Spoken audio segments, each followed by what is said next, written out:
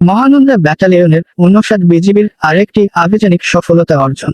চাঁপাই নবাবগঞ্জ থেকে মাহিদুল ইসলাম ফরহাদের পাঠানো তথ্য ও ভিডিওচিত্রে দেখুন বিস্তারিত। চাঁপাই নবাবগঞ্জ জেলার শিবগঞ্জ সীমান্তে মাদক চোরাচালান প্রতিরোধে সক্রিয় রয়েছে মহানন্দা ব্যাটালিয়নের ৫৯ বিজিবির। মাদক চোরাকারবারীদের দৌরাত্ম্য পণ্ড করতে রাত দিন নিরলসভাবে কাজ করছে এই ব্যাটালিয়নের সদস্যরা। এরই ধারাবাহিকতায় শিয়ালমারা বিওপির একটি বিশেষ টহল দল গতকাল ২৪শে ডিসেম্বর ভোর ৪টা ৪০ গোপন সংবাদের ভিত্তিতে উপজেলার সীমান্ত পিলার ১৮৯ হতে আনুমানিক ১ কিলোমিটার বাংলাদেশের অভ্যন্তরে দাইপুকুরিয়া ইউনিয়নের জামাইপাড়া গ্রামে অভিযান চালিয়ে ফেন্সিডিলের বিকল্প হিসেবে ব্যবহৃত ১০২ বোতল ভারতীয় নেশাজাতীয় সিরাপ চকোপ্লাস আটক করতে সক্ষম হয়েছেন।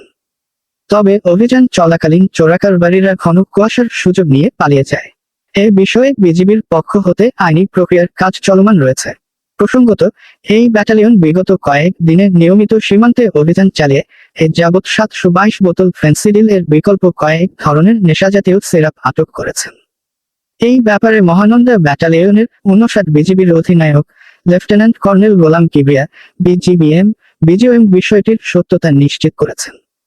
তিনি আরও বলেন, সকল প্রকার মাদক চোরাচালান প্রতিরোধে বিজিবির সর্বাত্মক প্রচেষ্টা অব্যাহত রয়েছে।